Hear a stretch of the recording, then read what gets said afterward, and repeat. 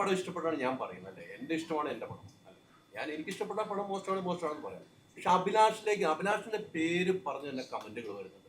അങ്ങനെ ഒരു ടാർഗറ്റ് ചെയ്യുന്നത് എന്താണ് അഭിലാഷ് ചിന്തിച്ചിട്ടുണ്ടോ?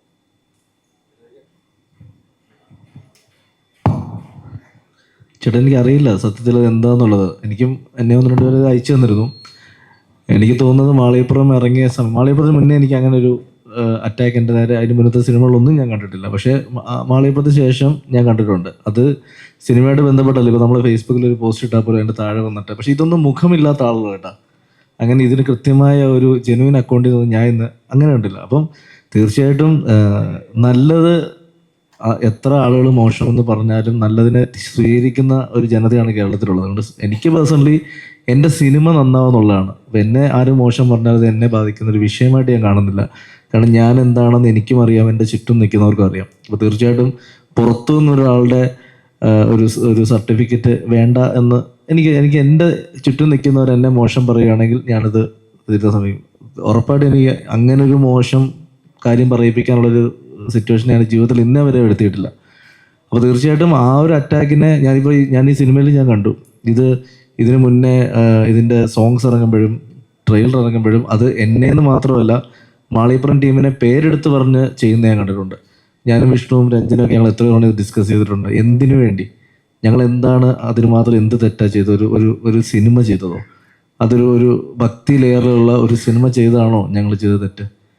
ഞാൻ പറഞ്ഞില്ല, തീർച്ചയായിട്ടും ആഫ്റ്റർ മാളികപ്പുറം തന്നെയാണ് എനിക്ക് അങ്ങനെ ഒരു സിറ്റുവേഷൻ ഫേസ് തുടങ്ങിയത്. പക്ഷേ ഇന്ന് ഞാൻ പറയുന്നു, ഇതൊന്നും വലിയ വിഷയമായിട്ട് ഞാൻ കാണുന്നില്ല. കാരണം എൻ്റെ സിനിമകൾ ഞാൻ വളരെ എൻജോയ് ചെയ്ത് ചെയ്യുന്നതാണ്. ഞാൻ പറയുന്ന കഥ ഇഷ്ടപ്പെടുന്ന ഒരു സംവിധായകനും അത് ഇഷ്ടപ്പെട്ടുകൊണ്ടുള്ള ആർട്ടിസ്റ്റുകൾ വരുന്നതും ഇത്രയും പൈസ കൊടുക്കാൻ പ്രൊഡ്യൂസേഴ്സ് വരുന്നു. അപ്പോൾ എന്നെ സംബന്ധിച്ച് ഞാനിത് ചെയ്തുകൊണ്ടേയിരിക്കും. ഈ പറയുന്ന ഒരു വിഭാഗം, അതായത് 100-ൽ 3% കാണും. അതുവരെ മാറ്റിയെടുത്തിയാൽ 97% വരുന്ന കേരളത്തിലെ ഫാമിലി ഓഡിയൻസും ഞങ്ങളൊപ്പം നിൽക്കും.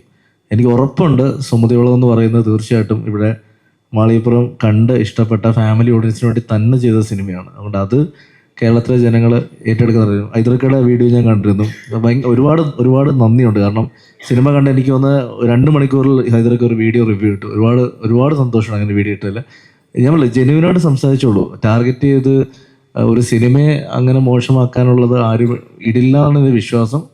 അങ്ങനെ ഇട്ടാലും അത് കേരളത്തിലെ ജനങ്ങൾ റിജക്റ്റ് ചെയ്തിട്ടുള്ളതെന്നാണ് എൻ്റെ തോന്നൽ.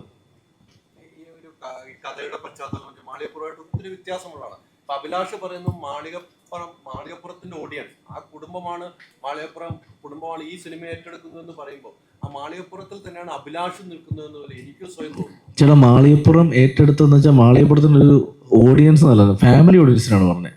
അതായത് ഫാമിലി ഓഡിയൻസ് വന്ന് കണ്ടുകൊണ്ടാണ് ആ പടം വിജയിച്ചത്. ആ പടം എന്ന് മാത്രമല്ല, ഇപ്പം ഹിറ്റാവുന്ന കുടുംബ ചിത്രങ്ങളെല്ലാം എപ്പോഴും അറിയാലോ, അത് ആദ്യത്തെ ഒരു 3 ദിവസം യങ്സ്റ്റേഴ്സിൻ്റെ ഒരു തിരക്ക് കഴിഞ്ഞാൽ തിങ്കളാഴ്ച മുതൽ മാത്രമാണ് ആ സിനിമ വിജയിക്കുന്നത്. അപ്പം ഞാൻ ആ പറഞ്ഞ ഓഡിയൻസ് എന്ന് പറയുന്നത് ഞങ്ങളുടെ ആ സിനിമ വിജയിക്കാനും കാരണക്കാരായ കേരളത്തിലെ ആ കുടുംബങ്ങൾ വരുമെന്നാണ് ഞാൻ ഉദ്ദേശിച്ചത്. അതുകൊണ്ട് തന്നെ ഞാൻ പറയുന്നു, ഇപ്പം എൻ്റെ എല്ലാ സിനിമകളും ഞാൻ കുടുംബ പ്രേക്ഷകരെ ഹൈലൈറ്റ് ചെയ്താണ്, അവരെ ഫോക്കസ് ചെയ്താണ് എഴുതാറുള്ളത്. അപ്പം ആ പ്രേക്ഷകരെയാണ് ഞാൻ പ്രതീക്ഷിക്കുന്നത്, അല്ലെങ്കിൽ ഞങ്ങൾ പ്രതീക്ഷിക്കുന്നത്. അപ്പം ഈ സിനിമ ഇന്നിപ്പം വൈകുന്നേരത്തെ ഒട്ടുമിക്ക സെൻറ്ററുകളും ഹൗസ്ഫുൾ ഷോ ആണ്. എനിക്ക് 100% ഉറപ്പാണ് വൈകുന്നേരത്തെ ഷോസ് വരുന്നത് ഫാമിലി ആയിരിക്കും. കാരണം വെള്ളിയാഴ്ചയാണ്, നാളെ അവധിയാണ്. തീർച്ചയായിട്ടും അവരിനിയും വന്ന് പടം കണ്ട് അവർ പറയുന്ന പബ്ലിസിറ്റി അല്ലെങ്കിൽ മൗത്ത് പബ്ലിസിറ്റിയിലാണ് ഇനി ഈ സിനിമ മുന്നോട്ട് പോകുന്നത്. 100% പറയുന്നു, ഞങ്ങളെടുത്തൊരു എഫേർട്ടിൻ്റെ റിസൾട്ട് കേരളത്തിലെ ജനങ്ങൾ തരും എന്ന് എനിക്ക് 100% വിശ്വാസമുണ്ട്. കാരണം മോശമാണെങ്കിൽ മോശമാണെന്ന് ധൈര്യമായി പറഞ്ഞോളാം ഞങ്ങൾ പറഞ്ഞത്. കാരണം ഇന്ന് രാവിലെ മുതൽ കിട്ടുന്ന ഫീഡ്ബാക്സിലെ ജെനുവിൻ പബ്ലിക് റിവ്യൂസ് വളരെ നല്ല റിവ്യൂസാണ്. ഞാൻ ഈ പറഞ്ഞ പോലെ മുഖമില്ലാത്ത കുറേ ആളുകൾ, അതാരാണെന്നറിയില്ല, എവിടെ നിന്നാണെന്നറിയില്ല, അവരാണിത് ഈ പറയുന്ന പോലത്തെ നെഗറ്റീവ് കമൻറ്റ്സ് ഇടുന്നതും ഡീഗ്രേഡിങ് വീഡിയോസ് ഇടുന്നതും. അത് ഈ സിനിമയ്ക്കെന്നല്ല, ഇപ്പം മലയാള സിനിമയിലെ ഒട്ടുമിക്ക സിനിമകളും ഫേസ് ചെയ്തുകൊണ്ടിരിക്കുന്ന ഒരു സിറ്റുവേഷൻ കൂടെയാണ്. അപ്പോൾ ഇതിനെ ഓവർകം ചെയ്യാൻ പറ്റുമെന്നാണ് ഞങ്ങൾ കരുതുന്നത് ഈ പടം.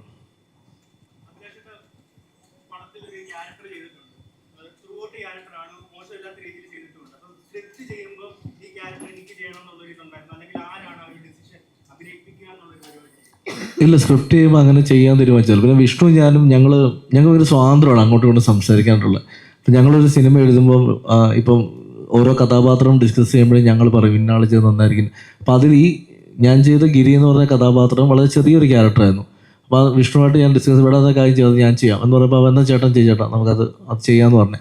പിന്നെ ഞങ്ങൾ വീണ്ടും സ്ക്രിപ്റ്റ് വർക്ക് ചെയ്തപ്പോഴാണ് അതിനെ ഒന്നും കൂടെ ഒന്ന് മുന്നോട്ട് കുറച്ചുകൂടെ വർക്ക് ചെയ്യാമെന്ന് കരുതിയത്. അപ്പോൾ അങ്ങനെ വർക്ക് ചെയ്തത് കുറച്ചും കൂടെ ഒരു ലെങ്തി ക്യാരക്ടറായി മാറി. പിന്നെ ഇവരുടെ ഒപ്പം ചെയ്ത് തുടങ്ങിയപ്പം പല സീക്വൻസിലേക്കും ഞങ്ങൾ റീവർക്ക് ചെയ്ത് അങ്ങനെ പോയതാണ്. അപ്പോൾ അത് കുഴപ്പമില്ലെന്ന് പറഞ്ഞ സന്തോഷമുണ്ട് കേട്ടോ. അത് അങ്ങനെ അഭിനയിക്കാൻ അറിയാം എന്നുള്ള ഓവർ കോൺഫിഡൻസ് ഇപ്പോൾ ചെയ്തതൊന്നുമല്ല. കൂട്ടുകെട്ടിൽ അത് സൗഹൃദത്തിനിടയിൽ നിന്നുകൊണ്ട് മാത്രമാണ് അത് ചെയ്യാൻ പറ്റിയത്. സിനിമ കണ്ടായിരുന്നോ? ആളുടെ അഭിനയം എങ്ങനെയുണ്ട്? മോശമില്ലാത്ത രീതിയിൽ. ഓക്കെ.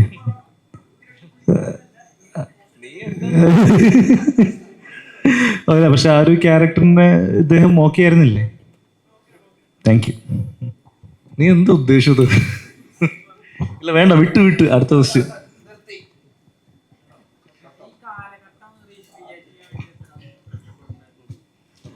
ഈ കാലഘട്ടം നമുക്ക് ഈ പടം നമ്മൾ ഈ സ്ക്രിപ്റ്റ് കിട്ടുമ്പോൾ നമുക്കൊരു റീവർക്കിൽ മെയിനായിട്ട് വന്നൊരു ഏരിയ ഈ കാലഘട്ടം ഒന്ന് റീക്രിയേറ്റ് ചെയ്യാം. നമുക്ക് പ്രസൻസ് ഇത് പോവാതെ കുറച്ചുകൂടി നമുക്ക് ആ ഒരു നൊസ്റ്റാൾജിക് ഫീലും നമ്മൾ മലയാള സിനിമയുടെ ഒരു ഗോൾഡൻ ഇയർ ഇതിലേക്കൊന്ന് റിമൈൻഡ് ചെയ്യിക്കാനും കൂടിയും ഒന്ന് ഫോഴ്സ്ഫുള്ളി ഈ സ്ക്രിപ്റ്റിൽ നമുക്ക് ഇരിക്കാമെന്ന് അഭിലാഷ് ചേട്ടനാണ് പറഞ്ഞത്. അപ്പോൾ തുടരെ ഉണ്ടായിരുന്ന നമ്മുടെ ആക്ടേഴ്സും എൻ്റെ ടീമും എല്ലാവരും ഇരുന്ന് സംസാരിക്കുമ്പോൾ അത് കുറച്ചുകൂടിയും ഒരു മനോഹരം തോന്നി. ഏറ്റവും വലിയ ചലഞ്ച് നമുക്ക് ആർട്ട് ഡിപ്പാർട്ട്മെൻറ്റിൽ ഇതായിരുന്നു. കാരണം പല സാധനങ്ങളും കാര്യങ്ങളും അന്നത്തെ കാര്യങ്ങൾ ഇപ്പോൾ അത്രയും അവൈലബിൾ അല്ല. ഇപ്പോൾ നിങ്ങൾക്ക് സിനിമ കാണുമ്പോൾ തന്നെ അറിയാം, പഴയ തിയേറ്റർ, പഴയ വണ്ടികൾ, പിന്നെ അവരുപയോഗിച്ച ചെറിയ ചെറിയ മൈന്യൂട്ടായിട്ടുള്ള പല വസ്തുക്കളും നമുക്കത് കളക്ട് ചെയ്യുക, അതിനെ ആ സമയത്തുള്ള ഏറ്റവും പുതുമയിൽ കൊണ്ടുവന്ന് പ്രസൻറ്റ് ചെയ്യുക എന്ന് പറഞ്ഞാൽ കുറച്ച് ടാസ്ക് തന്നെയായിരുന്നു. അജയ് മാങ്ങാട് നമ്മുടെ ആർട്ട് ഡയറക്ടർ അതിന് ഒരുപാട് എഫേർട്ട് എടുത്തു. മുരളിച്ചേട്ടൻ അതിന് നല്ലൊരു സപ്പോർട്ടും തന്നു. അതുകൊണ്ട് എന്താ പറയുക, ബുദ്ധിമുട്ടായിരുന്നു, പക്ഷേ നല്ല രീതിയിൽ അത് വന്നു എന്ന് വിശ്വസിക്കുന്നു.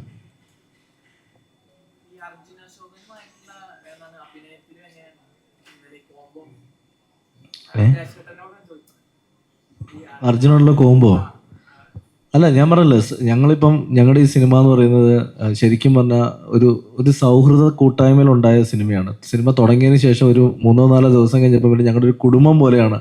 രാവിലെ ലൊക്കേഷനിലേക്ക് വരുന്നത് എങ്ങനെയാണ്, ലൊക്കേഷൻ ഇപ്പം ബാക്കിയുള്ളവരുടെ ഷൂട്ട് കഴിഞ്ഞാൽ പോലും അവർ തിരിച്ചു പോവില്ല, ലൊക്കേഷൻ തന്നെ കാണും. അപ്പോൾ അവിടെ ശരിക്കും പറഞ്ഞാൽ അങ്ങനെ ഒരു ഷൂട്ടിംഗ് ലൊക്കേഷനാണെന്നുള്ള തോന്നൽ പോലും ആർക്കും ഇല്ല. നമ്മൾ ഭയങ്കര കംഫർട്ടായിട്ട് നമുക്കത് വർക്ക് ചെയ്യാൻ പറ്റി. അത് എനിക്കെന്നല്ല, ഇതിൽ വർക്ക് ചെയ്യുന്ന എല്ലാവർക്കും. അർജുനെ സംബന്ധിച്ച് അവൻ ഒപ്പം നിൽക്കുന്ന എല്ലാവരെയും പെട്ടെന്ന് എന്താ പറയുക, ഒരു സേഫ് സോണിലേക്ക് എത്തിക്കുന്ന ഒരു ആക്ടറും കൂടെയാണ്. അപ്പോൾ അതുകൊണ്ട് തന്നെ ഷൂട്ടിങ്ങിന് മുന്നേ, ഷൂട്ടിന് മുന്നേ ഉള്ള ഡിസ്കഷനിലും അല്ലെങ്കിൽ തമാശ പറച്ചിലും ഒക്കെ കഴിഞ്ഞിട്ട് പോയി അഭിനയിക്കാൻ പോകുമ്പം ഇത് പെട്ടെന്നൊരു പരിപാടി എല്ലാവർക്കും കൂടി ഒരുമിച്ച് അങ്ങ് ചെയ്യാൻ പറ്റും. അതുകൊണ്ടാണ് ഇതിൽ പല സീൻസും ഞങ്ങൾ ചിലപ്പം 2-3 ദിവസം എടുക്കുമെന്ന് കരുതിയ സീൻസൊക്കെ ചിലപ്പോൾ പെട്ടെന്ന് ഞങ്ങൾക്ക് ചെയ്യാൻ പറ്റിയിട്ടുണ്ട്. അപ്പോൾ അത് തീർച്ചയായിട്ടും സൗഹൃദത്തിനുള്ളിൽ നിന്ന് ചെയ്തുകൊണ്ടാണ് സംഭവിച്ചിരുന്നത്. സിദ്ധാർത്ഥിന്റെ കഥാപാത്രങ്ങൾ, പല കഥാപാത്രങ്ങൾ നമ്മൾ കണ്ടിട്ടുണ്ട്. പ്രമുഖത്തിലാണെങ്കിൽ നിങ്ങളുമുള്ള കോമ്പിനേഷൻ ഉണ്ട്. ഇതിൽ അതൊന്നും അല്ല, നമുക്ക് ഇത് വേറൊരു കഥാപാത്രത്തിന് മൂഡ് കിട്ടും. പല രീതിക്കുള്ള താങ്കളുടെ എക്സ്പ്രഷനിൽ തന്നെ പലതും നമുക്ക് ഓർത്തെടുക്കാൻ പറ്റുന്ന രീതിക്കാണ്. ഒരു കഥാപാത്രത്തിനൊരു ചേഞ്ചിലേക്ക് വരുമ്പോൾ ഈ സുമതി വടവിലേക്ക് വന്ന് ഈ കഥ കേട്ട് കഴിയുമ്പോൾ താങ്കൾക്കാണ് ഈ കഥാപാത്രം വേറെ ആരെയും അതിനകത്ത് ഇവർക്ക് കാണാൻ പറ്റിയിട്ടില്ല എന്ന് ഞാൻ ഉറപ്പിച്ച് പറയാൻ കഴിയും. താങ്കൾ എത്രമാത്രം ഒരു സിറ്റുവേഷനിലേക്കായിരുന്നു ഈ കഥാപാത്രം ഉൾക്കൊണ്ടെടുത്തത്? അത് ഞാൻ ചെയ്തതിൻ്റെ മിക്ക ക്രെഡിറ്റും വിഷ്ണുവിനും അഭിലാഷിനും തന്നെയാണ്. ബിക്കോസ് അഭിലാഷ് എഴുതിയ ഡയലോഗുകളും എങ്ങനെ പറയേണ്ട രീതി എന്നുള്ളത് മാത്രമാണ്. അപ്പോൾ അതിൽ ഹ്യൂമർ വർക്കൗട്ട് ആവാൻ പറ്റി എന്നുള്ളതിൽ സന്തോഷം. Because it is crafted that way also.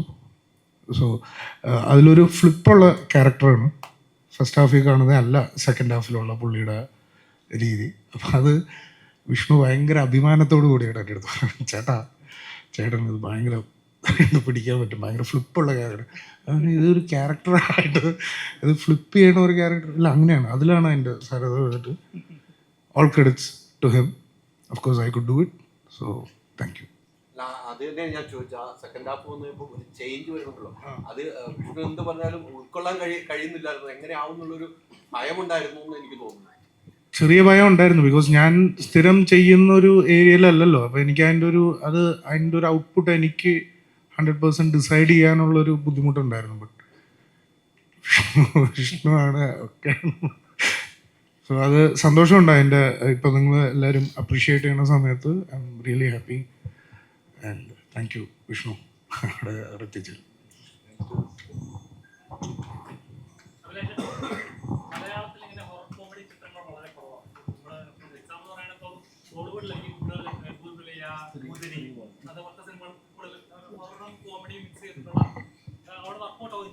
മലയാളത്തിലേക്ക് ഇത് കൺവേർട്ട് ചെയ്യുമ്പോൾ നല്ല പേടിയുണ്ടായിരുന്നു. ഇതെങ്ങനെ ഓഡിയൻസിലേക്ക് എത്തുമോ അങ്ങനൊരു പേടിയുണ്ട്. പ്രത്യേകിച്ച് സുമതി വളവ് എന്നൊരു പേര് കേൾക്കുമ്പോൾ തന്നെ ഓൾറെഡി ആളുകൾക്ക് റിലേറ്റ് ചെയ്യാൻ പറ്റുന്ന ഒരുപാട് ഇൻസിഡൻസ് ഉണ്ടല്ലോ. ഇല്ല, എല്ലാം ഒരു പരീക്ഷണമാണല്ലോ. നമ്മളിതൊക്കെ ചെയ്യുന്നത് സക്സസ് ആകും എന്നുള്ളൊരു വലിയ പ്രതീക്ഷയിലാണ് ചെയ്യുന്നത്. ഇപ്പോൾ സുമതി വളവ് ചെയ്യാൻ തീരുമാനിച്ചതിൻ്റെ പ്രധാനപ്പെട്ട കാരണം നമ്മൾ ഒരുപാട് ഇപ്പം യക്ഷിക്കഥകൾ കേട്ട് വളർന്നൊരു ചെറുപ്പമാണ് ഞങ്ങളുടേത്. ഉറപ്പായിട്ടും നിങ്ങളൊക്കെ അങ്ങനെ തന്നെ ആയി. നമ്മൾ ഒരുപാട് യക്ഷിക്കഥകൾ കേട്ടുണ്ടായി. അപ്പോൾ അത് വിഷ്വലൈസ് ചെയ്യാൻ ഭയങ്കര ഇഷ്ടം. ഇപ്പോൾ ഹിന്ദിയിൽ ഇപ്പോൾ സ്ത്രീ പോലത്തെ സിനിമകൾ, അതൊരു വില്ലേജ് ഹൊറർ കോമഡി സിനിമയാണ്. അതൊരുപാട് ഹിറ്റായേക്കുന്ന സിനിമയാണ്. മലയാളത്തിൽ മുന്നേ അങ്ങനത്തെ സിനിമകൾ ഇവിടെ ഓടിയിട്ടുണ്ട്, ഈ ഹൊറർ കോമഡി സിനിമകൾ. അപ്പോൾ ഒരുപാട് നാളായി ഒരു നാടൻ യക്ഷിക്കഥ ചെയ്തിട്ട്. അപ്പോൾ അത് ഒരെണ്ണം ചെയ്താലോ എന്ന് ആലോചിച്ചിട്ടാണ് ഞങ്ങൾ സുമതി വളവിലേക്ക് എത്തുന്നത്. അപ്പോൾ തീർച്ചയായിട്ടും അതൊരു പരീക്ഷണമായിരുന്നു. പക്ഷെ അത് ഈ പറയുന്ന പോലെ ഒരു കൊമേഴ്ഷ്യൽ എൻ്റർടൈൻമെൻറ്റ് ആവണം, അല്ലെങ്കിൽ ഇത് ഒരു പക്ക പാക്കേജ് സിനിമയായിരിക്കണം. ഇതിൽ 4-5 പാട്ടുകൾ വേണം, 2 ഫൈറ്റ് വേണം, ഹ്യൂമർ വേണം, ഇമോഷൻ വേണം. അതുകൊണ്ട് ഇതിലെല്ലാം വേണമെന്ന് തീരുമാനിച്ച് തന്നെയാണ് എൻ്റെ സ്ക്രീൻ പ്ലേ ചെയ്തിരിക്കുന്നത്. അപ്പോൾ അത് ഈ പറയുന്ന പോലെ എല്ലാ സിനിമയും ഓരോ പരീക്ഷണമാണല്ലോ. ആ പുതിയൊരു ജോണർ ചെയ്യണമെന്ന് തോന്നി അങ്ങനെ ചെയ്തത്.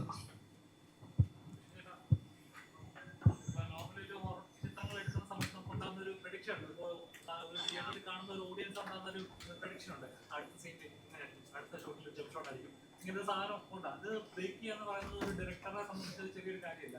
ഇതുവരെ കണ്ടിട്ടുള്ള ഓരോ ചിത്രങ്ങളെല്ലാം ബ്രേക്ക് ചെയ്യുന്ന ലെവലൊരു സാധനം ക്രിയേറ്റ് ചെയ്യുക. 1-2 പോയിന്റിൽ അത് ഫീൽ ചെയ്തായിരുന്നു. ശരിക്കും റിസർച്ച് ചെയ്തായിരുന്നു.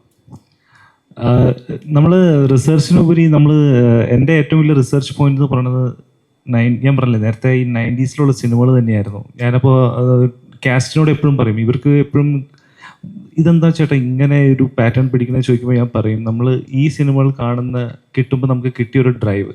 അപ്പോൾ ഈ 90s ലേറ്റ് 80s ഉണ്ടായിരുന്ന സിനിമകൾ, അതിനെ നമുക്കൊന്ന് ആ സമയത്തുണ്ടായിരുന്ന പെർഫോമൻസ് അല്ലെങ്കിൽ ആ സമയത്തുണ്ടായിരുന്ന സിനിമയുടെ ഒരു എസ്തെറ്റിക്സിനെ ഒന്ന് റീക്രിയേറ്റ് ചെയ്ത് ശ്രമിച്ചു നോക്കാം. നമുക്ക് 1-2 സീൻസ് വേണ്ടി വന്നു എനിക്ക് തോന്നുന്നു എല്ലാവർക്കും അതൊന്ന് കൺവിൻസ് ആവാനായിട്ട്. അതായത് ശരിയാണ്, ഇതിനൊരു പ്രത്യേക കിക്കുണ്ട്. എല്ലാ തവണയും നമ്മൾ ഈ എന്താ പറയുക, ഇൻ്റർനാഷണൽ ക്വാളിറ്റിക്ക് പകരം നമുക്ക് നമ്മുടേതായിട്ടുള്ളൊരു കുറേ നാടൻ പരിപാടികളുണ്ടല്ലോ. അപ്പോൾ അതാണ് ഞാൻ മെയിൻലി ഈ സിനിമയിലൂടെ ഫോക്കസ് ചെയ്ത്. അത് തന്നെയായിരുന്നു എൻ്റെ ഏറ്റവും വലിയ റിസർച്ച്. ആ ഒരു നാടൻ ചേരുവകൾ വെച്ചിട്ട് ഒരു നാടൻ പരിപാടി. That's all about this film.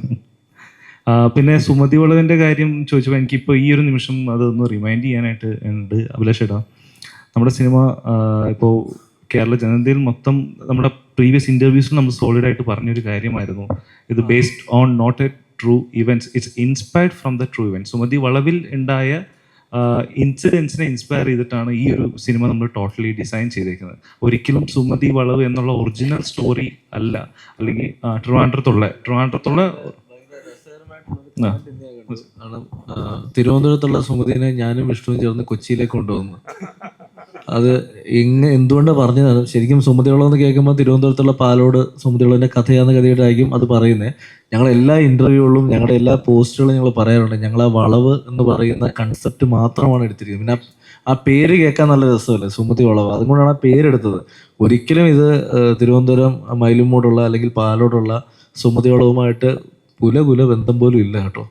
ആ വളവിന് ആ പേരും അവിടെ നമുക്ക് ഇപ്പം പല സ്ഥലങ്ങളും നമ്മൾ കേട്ടിട്ടുള്ള ഒരുപാട് ഇൻസിഡൻസ് ഉണ്ട്. അത് ഈ സുമതി വളവ് കേട്ടതുകൊണ്ട്, ഈ പറയുന്ന പൂജാരി വളവിൽ കേട്ടതുകൊണ്ട്, അല്ലെങ്കിൽ വയനാട് ചുരത്തിൽ കേട്ടതുകൊണ്ട്. അപ്പോൾ ഇതിൽ നിന്നൊക്കെ പലതിൽ നിന്ന് ഇൻസ്പയർ ചെയ്തെടുത്തേക്കുന്ന ഇവൻറ്റ്സാണ് നിങ്ങൾ ഇന്ന് തിയേറ്ററിൽ കണ്ട പല സംഭവങ്ങളും.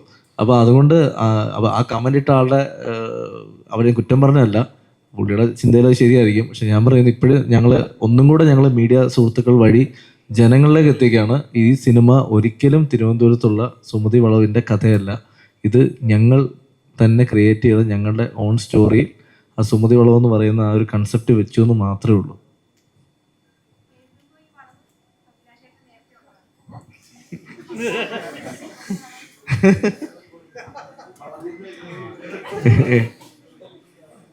ഇവിടെ എഴുതുമ്പോൾ എന്ത് വളം. അങ്ങനെയല്ല, എൻ്റെ അടുത്ത് ആരൊക്കെ ചോദിച്ചു 10-ാം വളവിൻ്റെ സെക്കൻഡ് പാർട്ടാണോ സുമതിവളം എന്നൊക്കെ. അങ്ങനെയല്ല, ആ പേര് ക്യാച്ച് ചെയ്യായിരുന്നു. ഞങ്ങൾ 2019 അർജുനോട് കഥ പറയുമ്പോഴും ഇതേ പേര് തന്നെയാണ്. അപ്പോൾ ആ ചില പേരുകൾ അങ്ങനെയാണ്. ഇപ്പം മാളികപ്പുറം എന്നുള്ളൊരു പേര് ഞങ്ങളുടെ അടുത്ത് പലരും ആ പേര് മാറ്റണമെന്ന് പറഞ്ഞാണ്. സിനിമ റിലീസിന് അനൗൺസ് ചെയ്തതിന് ശേഷം പല ആളുകളും വിളിച്ചിട്ട് ആ പേരിടരുത്, ആ പേര് വലിയ പ്രശ്നമാണ്, മാറ്റണമെന്ന് പറഞ്ഞപ്പം ഞാനും വിഷ്ണുവും ഞങ്ങളുടെ സ്ട്രോങ് ഡിസിഷൻ എന്ന് വെച്ചാൽ ആ കഥയ്ക്ക് ആ പേരില്ലാതെ മറ്റൊരു പേര് ചേരില്ല എന്ന് പറഞ്ഞുകൊണ്ട് തന്നെയാണ് ആ പേര് ഞങ്ങൾ സ്റ്റിക്ക് ഓൺ ചെയ്തത്. അപ്പം ഈ കഥയ്ക്ക് അതുപോലെ തന്നെയാണ്. സുമതിവളം എന്നുള്ള പേരല്ലാതെ മറ്റൊരു പേര് ഉണ്ടോ എന്ന് എനിക്കറിയില്ല. അതുകൊണ്ട് അങ്ങനെ തന്നെ വെച്ചത്. ഇവിടെ ഇഷ്ടംപോലെ ആളുകളുണ്ട്, എന്തിനാ എന്നെ തന്നെ ഈ ടാർഗറ്റ് ചെയ്ത് ചോദിക്കുന്നത്? എന്നിട്ട് പറയും എൻ്റെ അടുത്ത് എൻ്റെ പേര് വരുമെന്ന്. കുഴപ്പമില്ല, പറ, ചോദിക്കും.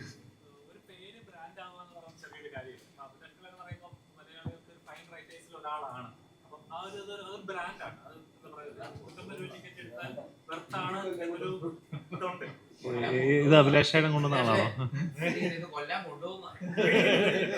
അല്ല, ഞാൻ പറഞ്ഞല്ല, ഞാൻ എന്നെ സംബന്ധിച്ച് സിനിമ എന്ന് പറയുന്നത് ഒരു ചെറുപ്പം മുതൽ സ്വപ്നം കണ്ട് പിന്നീട് ഒരു പ്രായം കഴിഞ്ഞപ്പോൾ പഠിത്തത്തിലേക്ക് മീൻസ് മറ്റൊരു മേഖലയിലേക്ക് ജോലിയിലേക്ക് പോകുമ്പോഴും ഉള്ളിൽ കൊണ്ടുനടന്ന വലിയൊരു പാഷനായിരുന്നു സിനിമ.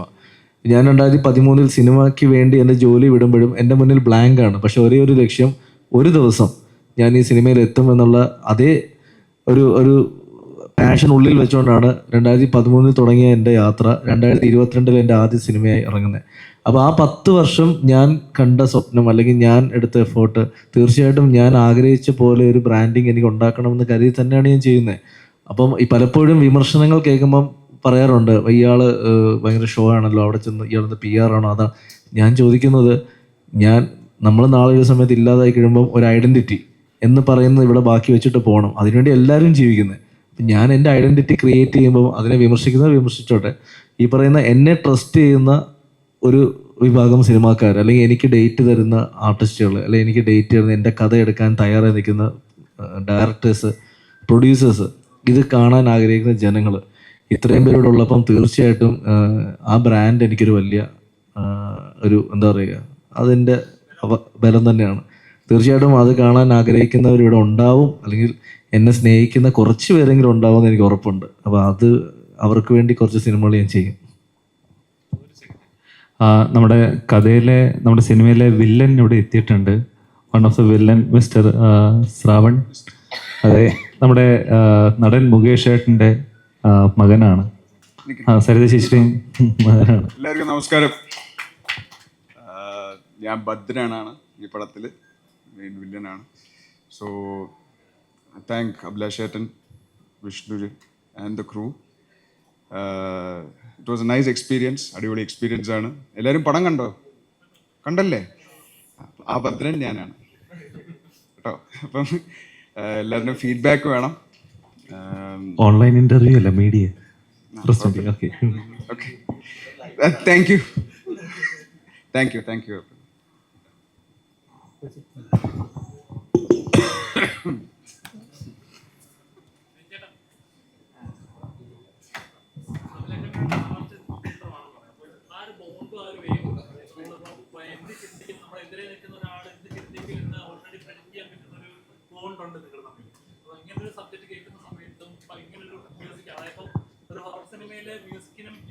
ഒരുപാട് പ്രാധാന്യമുള്ളതാണ്. ഇപ്പൊ അഭിനയം പോലെ തന്നെ അത്രത്തോളം പ്രാധാന്യമുള്ളതാണ് മ്യൂസിക് മ്യൂസിക്.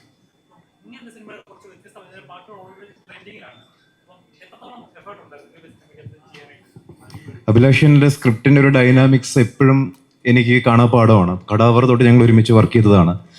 അപ്പോൾ ഓരോ സിനിമ ഓരോന്നാണെങ്കിലും അവൻ്റെ ചിന്താരീതിയും അല്ലെങ്കിൽ അഭിലാഷ് എക്സ്പെക്ട് ചെയ്യുന്ന മ്യൂസിക് എന്താണെന്ന് എനിക്ക് പലപ്പോഴും അറിയാൻ പറ്റാറുണ്ട്. അത് എല്ലാ സിനിമകളിലും ഗുണം ചെയ്തിട്ടുണ്ട്. ഇപ്പോൾ സുമതി വളവ് എന്നോട് വിഷ്ണുവും അഭിലാഷും കൂടെ നമ്മുടെ എൻ്റെ ആ സമയത്ത് ജോസഫ് ഇറങ്ങിയിട്ടുണ്ടായിരുന്നു. അവരുടെ ഒരു സിനിമ നടക്കുന്നതിനൊക്കെ മുന്നേ എന്നോട് പറഞ്ഞ സബ്ജക്റ്റാണ് 2019.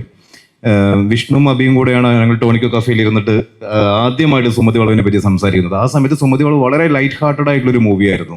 ഒരു കുഞ്ഞിരാമായണം ഒക്കെ കാണുന്ന പോലെ കേൾക്കുന്ന പോലെയുള്ള വൈബിലുള്ള സിനിമ മാത്രമായിരുന്നു സുമതി വളവ്. പക്ഷേ അത് ചിന്തിച്ചുകൊണ്ട് ഇരുന്ന എനിക്ക് പെട്ടെന്ന് വലിയൊരു സർപ്രൈസ് ആയിരുന്നു. ഇതിൻ്റെ ഒരു ക്യാൻവാസ് മാറിയത്. സുമതി വളവിൻ്റെ അപ്രോച്ചും സ്റ്റൈലും അതിൻ്റെ വ്യാപ്തിയും എല്ലാം മാറിയത് എനിക്ക് ഭയങ്കര സർപ്രൈസിങ് ആയിരുന്നു.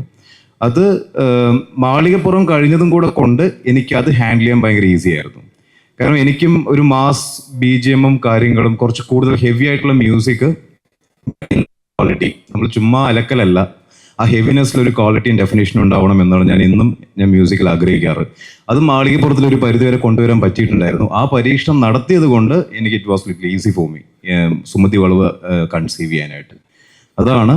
അപ്പോൾ പിന്നെ ഈ പറഞ്ഞ പോലെ അഭിയായിട്ടുള്ള ബോണ്ടിങ് അങ്ങനെ വിഷ്ണു മാളികപ്പുറത്തിൽ അവന് ഏതൊക്കെ സംഗീതമാണ് ഇഷ്ടം എനിക്ക് പഠിച്ചതാണ് അതിൽ കൂടെ.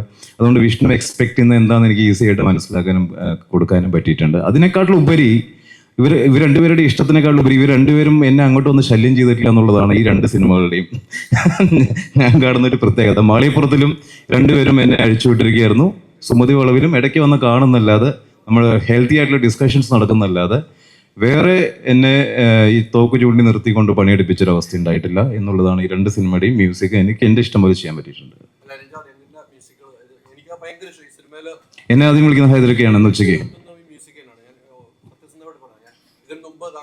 എനിക്കിതില് ഭയങ്കരമായിട്ട് റെസ്പെക്ട് തോന്നുന്നു. നല്ല രീതിക്ക് നമ്മുടെ ആ സിനിമ നമുക്ക് ഹൊററിലേക്ക് ആണെങ്കിൽ ഹൊററിലാണ്, കോമഡിയിലേക്കാണെങ്കിൽ കോമഡി, ഓരോ ഇതിലും പല രീതിക്കാണ് ചെയ്തത്. അതിപ്പോ അദ്ദേഹം ചോദിച്ച പോലെ തന്നെ അതിന്റെ മറുപടിയും കറക്റ്റാണ്. പക്ഷെ നിങ്ങൾ തമ്മിലുള്ള കോമ്പോ എപ്പോഴും ഇഷ്ടപ്പെടുന്ന പ്രേക്ഷകരുണ്ട്. ഈ മ്യൂസിക് ഏറ്റെടുക്കുമ്പോൾ ഏറ്റവും വലിയ ചലഞ്ച് ഏതിലായിരുന്നു? ഇതിൽ ഫ്ലെക്സിബിലിറ്റി കാണിക്കുക എന്നുള്ളതാണ് ഹൈദരക്ക. അതായത് ഈ പറഞ്ഞ പോലെ എല്ലാ പരിപാടികളും ഈ സിനിമയിൽ മിന്നി മറിഞ്ഞു പോകുന്നു. പക്ഷേ ഈ ചാട്ടം അറിയിക്കാനും പാടില്ല. തമാശയിൽ നിന്നും പെട്ടെന്ന് ജംപ് സ്കെയറിങ് കഴിഞ്ഞു, അടുത്ത അങ്ങനെ തമാശയിലേക്ക് പോയി, അപ്പോഴേക്കും ഒരു ആക്ഷൻ സീക്വൻസ് വന്നിട്ടുണ്ടാവാം, ഫാമിലി ഡ്രാമ വന്നു. അതാണ് ഈ cinema. It's A combination of all these. അപ്പോൾ അതുകൊണ്ട് തന്നെ എനിക്ക് മ്യൂസിക്കലി ഈ മാറ്റങ്ങൾ കൊണ്ടുവരണം. അത് ചാടി എന്ന് ഫീൽ ചെയ്യിപ്പിക്കാതെ ആ ഫ്ലോയിൽ കൊണ്ടുവരിക എന്നുള്ളതാണ് ഏറ്റവും വലിയ ചലഞ്ച്. അപ്പോൾ അതിനനുസരിച്ച് ഡിസൈൻ ചെയ്യുക. അടുത്ത സീൻ എന്താ, അല്ലെങ്കിൽ അടുത്ത റീലിൽ എന്ത് സംഭവിക്കാൻ പോകുന്നു, ആ ഡൈനാമിക്സ് 95% ആണെങ്കിൽ ഇവിടെ 70-75 ഒതുക്കുക എന്നുള്ളൊരു ഡൈനാമിക്സ് ക്രിയേറ്റ് ചെയ്യലാണ് ഈ സിനിമയ്ക്ക് വേണ്ടി എടുത്ത ഒരു അധ്വാനം. മ്യൂസിക് ക്രിയേറ്റ് ചെയ്യുന്നതിനെക്കാട്ടിലും ഈ സിനിമയുടെ ഫ്രീക്വൻസി എത്രമാത്രം, ഏറ്റക്കുറച്ചിലുകൾ എത്രമാത്രമാണ് കണ്ടുപിടിച്ച് ചാടിയിട്ടില്ല എന്ന് ഉറപ്പിക്കുക എന്ന് പറയൂലേ. പെട്ടെന്ന് ഒരു ഫൺ മ്യൂസിക് വന്നു, പെട്ടെന്ന് തമാശയിലേക്ക് പോയി, പെട്ടെന്ന് റൊമാൻസിലേക്ക് പോയി എന്ന് ഫീൽ ചെയ്യിപ്പിക്കരുത്. എന്നാൽ ഇവിടേക്കൊക്കെ പോവും വേണം വിത്തിൻ സെക്കൻഡ്സ്. അതാണ് അതിൻ്റെ ഒരു ചലഞ്ചായിട്ട് ഈ സിനിമയിലുള്ള ചലഞ്ച്. അത് കൃത്യമായിട്ട് തന്നെ അച്ചീവ് ചെയ്തിട്ടുണ്ട്, ഉറപ്പാണ്. എനിക്ക് നിങ്ങളുടെ ഏറ്റവും ഇഷ്ടപ്പെട്ട ഞാൻ സിനിമ എൻ്റെ റിവ്യൂവിൽ തന്നെ പറഞ്ഞിട്ടുണ്ട്, ലക്ഷ്യം തേടിപ്പോകുന്ന ഒരു യാത്രയുണ്ട്. അത് സിനിമയിൽ കണ്ടവർക്കറിയാം. അവിടെയുള്ള നിങ്ങളുടെ കുറെ സംഭവങ്ങളുണ്ട്. അത് ഈ പറഞ്ഞ പോലെ ഇപ്പൊ ഈ മ്യൂസിക് പോലെ തന്നെയാണ്, അവിടെ ചേഞ്ച് ആവുന്നുണ്ട്. ആ മ്യൂസിക്കിൽ ചെയ്യുന്നത് നിങ്ങളുടെ അഭിനയത്തിൽ ചേഞ്ച് ആവുന്നു. അത് എങ്ങനെയായിരുന്നു അവിടെ എക്സ്പീരിയൻസ് ചെയ്തത് ആ സമയത്ത്? എക്സ്പീരിയൻസ് വെച്ചാല് ഏകദേശം അത് by the end of the മൂവിയുടെ ഷൂട്ടിന്റെ സമയത്തായിരുന്നു. അപ്പോഴേക്കും എല്ലാവരും നല്ല രീതിക്ക് സിങ്കായി. പിന്നെ ഒരു ഐഡിയ കിട്ടി നമുക്ക് എങ്ങനെയാണ്, എന്താണ് ഉദ്ദേശിക്കണത് എന്നുള്ള രീതി. കണ്ട സ്പെഷ്യൽ ലൈറ്റ്സ് ഒക്കെ ഉണ്ട്. Thank you. നമുക്ക് തുടക്കം വിഷ്ണുചേട്ടൻ പറഞ്ഞ പോലെ ഈ ചില പരിപാടികൾ ഷൂട്ട് ചെയ്യണപ്പോൾ നമുക്കുണ്ടാവട്ടെ ഇത്. അപ്പം ഞാൻ ചോദിച്ചപ്പോൾ വിഷ്ണുചേട്ടൻ പറഞ്ഞടാ, ഞാൻ ഇങ്ങനെ കാണിക്കാനാണ് ഈ പടം എനിക്ക് താല്പര്യം, ഇങ്ങനത്തെ രീതിയിലാണ് ഈ പടം ഞാൻ കൺവേ ചെയ്തേക്കണം, അപ്പോൾ അതുകൊണ്ടാണ് ഇങ്ങനെ എടുക്കുന്നതെന്ന് പറഞ്ഞപ്പോൾ നമ്മളും അങ്ങനെ കാണാൻ തുടങ്ങി പടം. പിന്നെ നമുക്ക് കുറച്ചുകൂടി ഈസിയായി കാര്യങ്ങളൊക്കെ ചെയ്യാനും ഡെലിവർ ചെയ്യാനുള്ള രീതിയിലൊക്കെ ആയിട്ട്. അപ്പോൾ ഇപ്പോൾ ഈ ആ സീക്വൻസ് എന്ന് പറയുമ്പോൾ അവിടെ ഏറ്റവും കൂടുതൽ പീക്ക് പോണ ഒരു മൊമെൻ്റാണ് എല്ലാവരുടെയും. കാരണം നമ്മളല്ലാതാകുന്ന ഒരു മൊമെൻ്റാണ്. എന്തൊക്കെ അടിച്ചെന്ന് പടം കാണുമ്പോൾ മനസ്സിലാവും.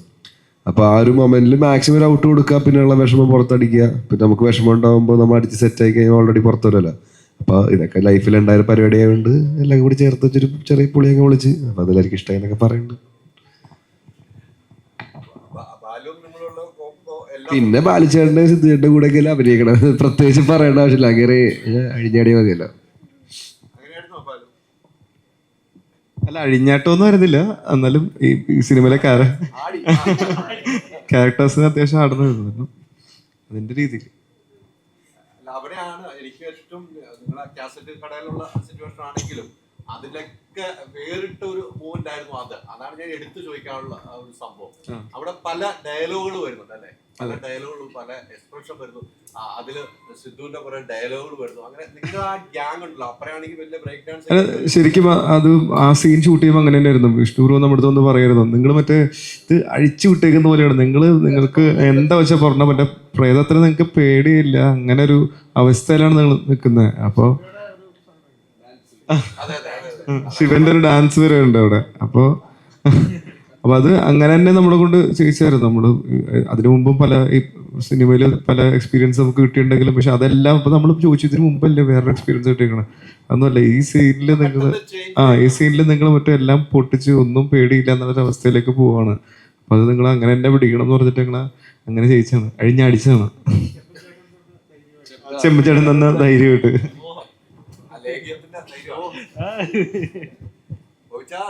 വീണ്ടും വീണ്ടും താങ്കൾ സിനിമയില് വലിയ വലിയ റോളുകളിലേക്കാണ് എത്തിക്കൊണ്ടിരിക്കുന്നത്. പക്ഷെ ഈ സിനിമയിലേക്ക് എത്തിയപ്പോൾ താങ്കളെ ഞങ്ങൾ പ്രതീക്ഷിച്ച ഒരാളായിട്ടല്ല കാണാൻ പറ്റുന്നത്.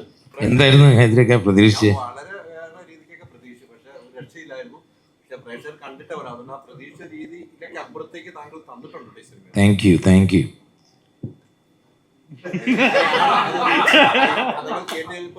തന്നിട്ടുണ്ടോന്നാണ് ചോദിച്ചത്? തന്നിട്ടുണ്ടെന്നാണ് പറഞ്ഞത്.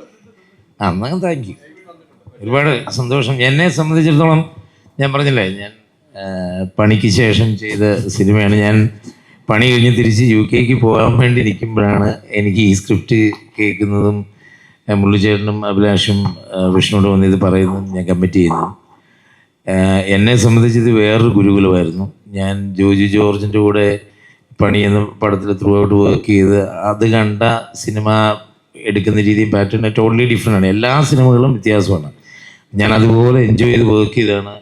ശങ്കർ സാറ്, വിഷ്ണു, അഭിലാഷ് കഥയിൽ തന്ന സ്വാതന്ത്ര്യം, പിന്നെ ഇതിൻ്റെ ലീഡ് ആക്ടേഴ്സ് അർജുൻ, ബാലു, സിദ്ധു, ഞങ്ങൾക്ക് എല്ലാവർക്കും കോമ്പിനേഷൻ സീൻസ് ഉണ്ട്. ഞങ്ങളെല്ലാം ഭയങ്കര എൻജോയ് ചെയ്ത് ഷൂട്ട് ചെയ്ത ഒരു പടമാണ് സുമതി. അതുപോലെ കഷ്ടപ്പാടും ഉണ്ടായിരുന്നു, നൈറ്റ് ഷൂട്ടുകളും കാടിനകത്തുള്ള ഷൂട്ടുകളും കാര്യങ്ങളെല്ലാം. അപ്പോൾ അതെല്ലാം സിനിമയിൽ വിഷ്വലി നല്ല നല്ല ഭംഗിയായിട്ട് തോന്നുന്നു. അതെല്ലാം ഇദ്ദേഹം ഒപ്പിയ നല്ല ഫ്രെയിംസുകൾ ഭയങ്കര രസമായിട്ട്. കാരണം നൈറ്റ് ഷൂട്ടുകൾ സിനിമയിൽ ഫുൾ ത്രൂ ഔട്ട് നൈറ്റാണ് മജോറിറ്റി ഈ സുമതി വളവിൻ്റെ കാര്യങ്ങളെല്ലാം ചെയ്തത്. അപ്പം അതിനെ സ്ക്രീനിൽ ഇത്രയും ഭംഗിയായിട്ട് അവതരിപ്പിച്ച ഫസ്റ്റ് ഓഫ് ഓൾ ശങ്കർ സാറിന് ഗ്രേറ്റ് താങ്ക്സ്. നന്നായിട്ട് അദ്ദേഹം അത് ചെയ്തു. അതുപോലെ ഇതിലുള്ള എല്ലാ ആക്ടേഴ്സിനോടും അതിഗംഭീരമായിട്ട് എല്ലാവരും പെർഫോം ചെയ്തതായിട്ടാണ് എനിക്ക് ഫീൽ ചെയ്തത്. Anyway thank you so much.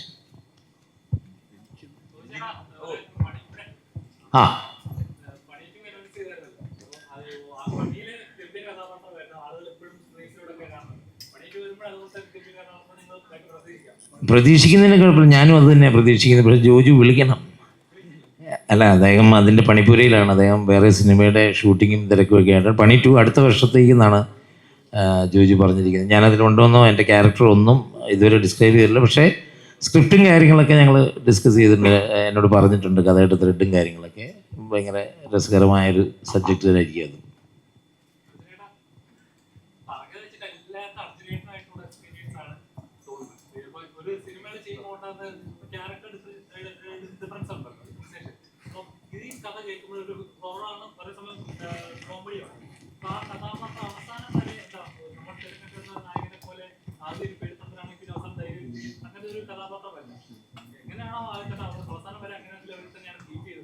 അതെ,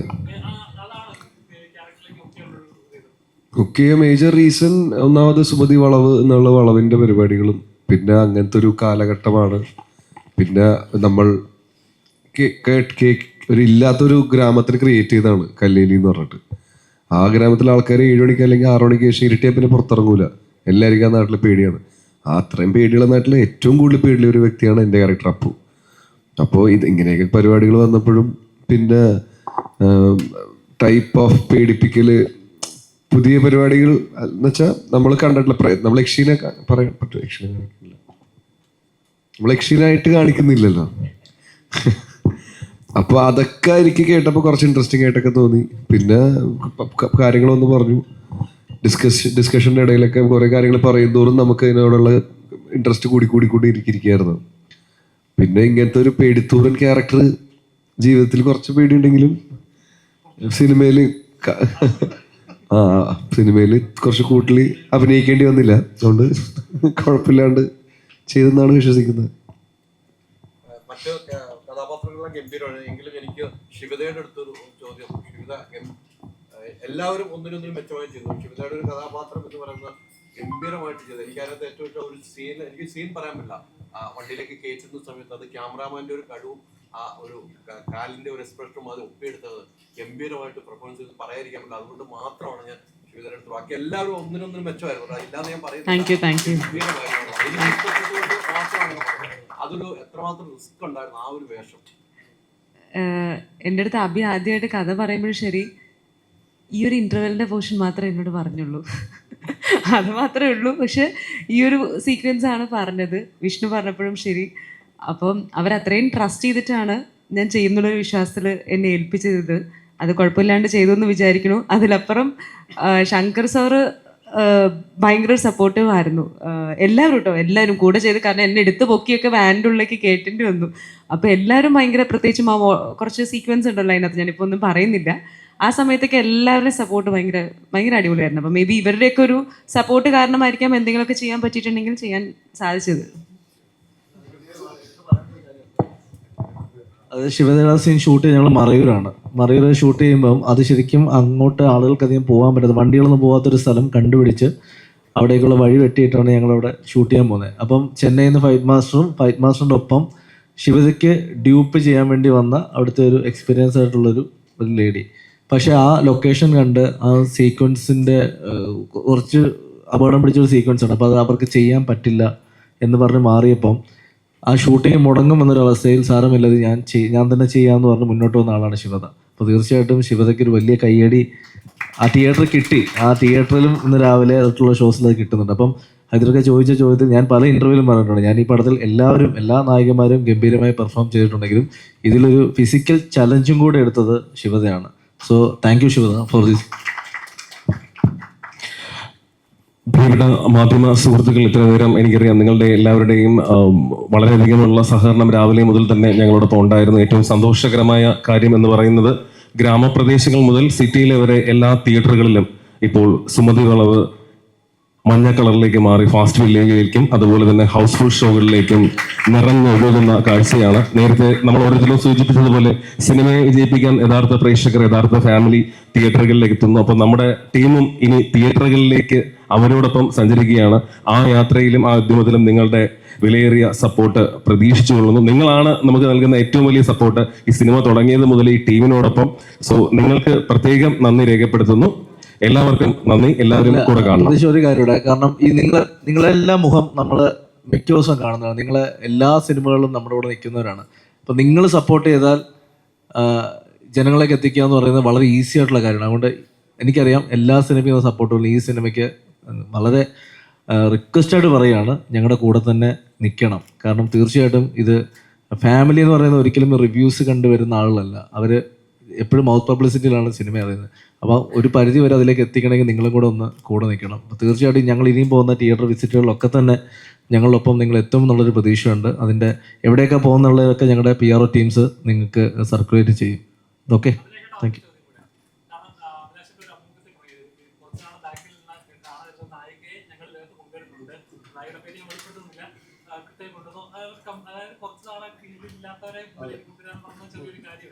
കാരണം നമ്മള് സിനിമ എന്ന് പറയുന്നത് പുതുമകൾ വരുമ്പോൾ പഴമയെ മറക്കുന്ന ഒരു ശീലം സിനിമയ്ക്കുണ്ട്. പല സിനിമ നമ്മൾ കണ്ടുവരുന്നുണ്ട്. അപ്പം ശരിക്കും കഴിഞ്ഞ അമ്മയൊക്കെ ഉണ്ടായ ഒരു ഇഷ്യൂസ് അതായത് പല ആർട്ടിസ്റ്റുകൾക്കും അഭിനയിക്കാനായിട്ട് അവസരങ്ങൾ കിട്ടുന്നില്ല, അവരെ പോകുന്നുണ്ട് എന്ന് പറയുന്നത്. ഇനിയുള്ള ചേട്ടൻ സ്ക്രിപ്റ്റുകൾ ഇതുപോലെ വരാത്ത പഴയ ആളുകളെ കൊണ്ടുവരാനായിട്ട് നോക്കുന്നുണ്ടോ? അങ്ങനെയല്ല, നമ്മൾ ഒരു കഥ എഴുതിയതിന് ശേഷം ആ കഥാപാത്രത്തിന് ആപ്റ്റ് ഞാൻ എൻ്റെ കഴിഞ്ഞ പടത്തിൽ സംഗീത ചേച്ചി കുറേ നാളിന് ശേഷം മലയാളത്തിലേക്ക് തിരിച്ചു വന്നിരുന്നു. അപ്പോൾ ഇതിൽ ഈ പറയുന്ന ആർട്ടിസ്റ്റ്, പേര് പറയുന്നില്ല, അവർ വരുന്നു. അതേപോലെ പുതിയ ആളുകളെയും ഞങ്ങൾ കൊണ്ടുവരാറുണ്ട്. ഈ സിനിമയിൽ തന്നെ ഇപ്പം നമ്മൾ ഇൻ്റർവ്യൂവിൽ എല്ലാവരും ചോദിച്ചെങ്കിലും എടുത്ത് പറയാതെ പോയൊരു പേരുണ്ട്, ശിവ ഹൈദരാബാദ് വളവിലൊക്കെ പോയി കാണിച്ചത്. അപ്പം ശിവ, അതുപോലെ ജസ്നിയ, സോഷ്യൽ മീഡിയയിലൊക്കെ നമുക്ക് ഒരുപാട് അറിയാവുന്ന ജസ്നിയ, ജിസ്നി ഈ പടത്തിലൊരു എനിക്കറിയാം ആ ഒരു സീക്വൻസ് തന്നെ പടത്തിൽ one of the best sequence ആണ്. അപ്പം പുതിയ ആളുകളെയും ഇതേപോലെ നമ്മൾ കാണാൻ ഫൈസി എന്ന് പറയുന്ന ഒരു പയ്യനെ നിങ്ങൾക്ക് എല്ലാവർക്കും അറിയാവുന്നത് നിങ്ങളെ ചാനലുകാർ തന്നെ റിപ്പോർട്ട് ചെയ്തിട്ടുണ്ട് ട്രാഫിക് എന്നുള്ള സിനിമയുടെ ക്ലൈമാക്സ് റീക്രിയേറ്റ് ചെയ്തത്. അപ്പോൾ അത് കണ്ട് ഇഷ്ടപ്പെട്ടിട്ടാണ് ഞാനും വിഷ്ണുവും ആ പയ്യനെ ഈ സിനിമയിലേക്ക് വെച്ചതും അതൊരു മെയിൻ സീക്വൻസ് ആണ് സിനിമയുടെ. അപ്പം നമ്മൾ കാണാൻ ആഗ്രഹിക്കുന്ന പുതിയ ആളുകൾക്ക് നമ്മൾ അവസരം കൊടുക്കും, അതേപോലെ കാണാൻ ആഗ്രഹിക്കുന്ന അല്ലെങ്കിൽ ഇപ്പം നമ്മളോടൊപ്പം ലൈവായിട്ട് സിനിമയിൽ ഇല്ലാത്ത നമ്മൾ ചിലപ്പോൾ കണ്ട് നമ്മളിവിടെ ഇഷ്ടപ്പെട്ട ആർട്ടിസ്റ്റുകളെ തിരിച്ചു കൊണ്ടുവരാൻ തീർച്ചയായിട്ടും കഥയിൽ എവിടെയെങ്കിലും ഒരു കഥാപാത്രം എഴുതാൻ ഞാൻ എൻ്റെ എല്ലാ കഥകളും ഞാൻ ശ്രമിക്കാറുണ്ട്. തീർച്ചയായിട്ടും ഇനിയുള്ള സിനിമകളിലും തീർച്ചയായിട്ടും കാണും. ശരി, താങ്ക് യു ഓൾ ദ